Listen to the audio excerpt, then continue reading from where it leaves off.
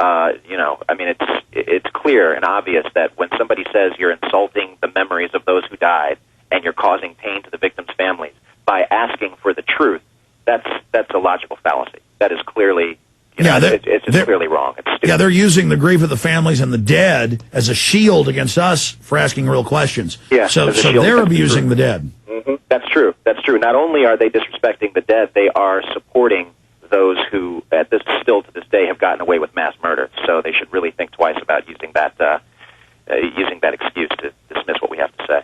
And these killers are still on the loose as well and planning to stage more events. Make no mistake. But the fact that we've been exposing them kind of takes that false flag tool away. What did you think when New Yorker magazine, Cy Hirsch, and then even Keith Olbermann came out and admitted that Dick Cheney was planning to stage terror attacks on our ships to blame it on Iran with U.S. patrol boats painted up like Iranians, and then they tried to have that staged event with fake radio chatter saying we blow you up in 1 minute. And I said that was staged at the time. Then it came out it was staged, and then it comes out they ordered the torture. I mean, these really are war criminals. These really are bad guys. I mean, this is on record. They've staged so much terror in the past. How can people not understand that it's normal to point the finger at them, not just because of their history or the evidence, but because of the motive? Sure, absolutely. I mean, only they stood to gain from all of these atrocities. It's key bono. It's who has benefited. In the case of 9/11, it certainly wasn't the 19 people who supposedly died in carrying out the attack. It certainly hasn't been Osama bin Laden. But arguably Halliburton has certainly benefited. Dick Cheney has certainly benefited.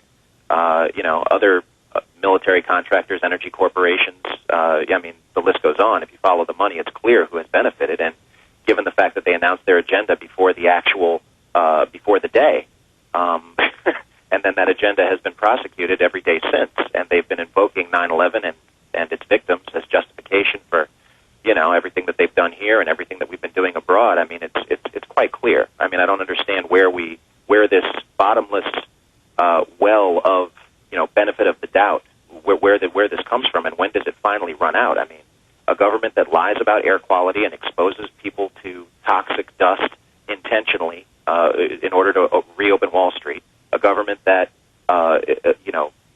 legalizes torture, that manufactures legal opinions in order to justify circumventing the Constitution so that they can torture people, a government that illegally wiretaps. And look, on Olbermann, you had Russell Tice go on there about 3 months ago and tell Olbermann to his face that the NSA was collecting information, specifically collecting information on intellectuals and journalists. And you see Olbermann's face go white there for a second. And Congress. And Congress. I mean, like, what more? I mean, with all of these damning, realities, where is I don't understand when is the wall of cognitive dissonance finally going to break and people just accept the fact, or at least entertain the very serious possibility and look at the evidence of 9/11 being an inside job and all these other things that you're talking about. I mean, and in this day and time, there's just so much going on, Alex. My head swirls. I sometimes for a couple weeks, I literally just have to totally tune out because I feel like it's just too much. I can't, continue with my day. I can't continue just living life normally because I'm so caught up in all these tectonic events that seem to just come one right after the other. It's the economy. It's pipe bombs being detonated in New Jersey. It's, the massacre at the Jewish Museum, or this unfortunate shooting of the security guard at the Jewish Museum. Glenn Beck shooting his mouth off and trying to make these links between 9/11 truth and this psycho who committed this crazy act the other day. I mean, it's just so much, and it's endless. It's just endless. And it's always right on time. This Brune guy, Von Brune, was in federal custody for 6 years, and it has classic Southern Poverty Law Center fingerprints, not exactly ADL. I mean, it was Southern Poverty Law Center and declassified FBI documents running the Elohim City white supremacist compound that McVeigh came out of. And it's the same with all these, quote, black Muslim groups that turn out to be black Christian street kids who they pay money to just dress in camo, and they give them a warehouse. And then even mainstream news has to admit time and time again that it's totally made up. Wow. Or fake Klan groups in Dallas. I mean, led by the FBI, they're going to blow things up. And right on time as the Federal Reserve is about to be audited, that is so exciting. And But we've got to know that the elite are going to come after those of us that are fighting them, but we don't have a choice. But I sense in my gut, Daniel Sunjata, because of your courage and millions of other people's courage, that the momentum is shifting. We're not winning yet, but we're beginning to gain on them, and the arrogance is draining out of these corrupt people. Well, I'm sure you've seen, I know you've seen, matter of fact, you responded to it already thoroughly.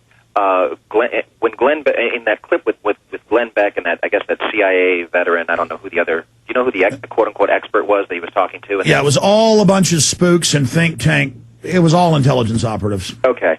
Well, it just smelled of desperation.